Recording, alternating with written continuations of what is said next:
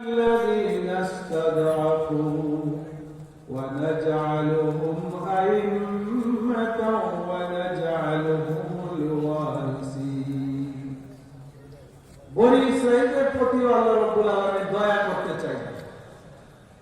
হযরত মুসা আলাইহিস সালামের মাধ্যমে বনি ইসরাঈলকে ফিরআউনের নির্যাতনের কবল থেকে আল্লাহ রাব্বুল আলামিন রক্ষা করেছেন।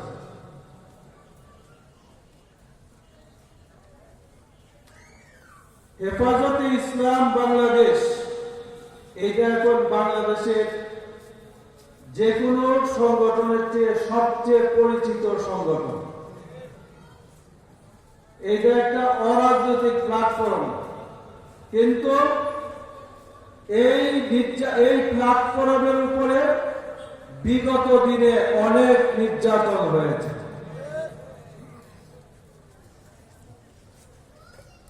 আল্লাহ রাব্বুল আলামিন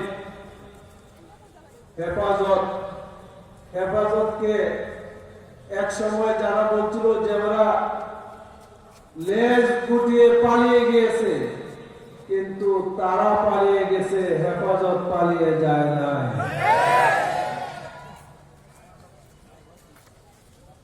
হেফাজতকে যারা কটাক্ষ করে করেছিল, শাপলা চত্বরে রং মেখে তারা শুয়েছিল, পুলিশের বাড়িতে তারা গড়ায় ভেঙে গিয়েছে, তারা ভেঙে গিয়েছে।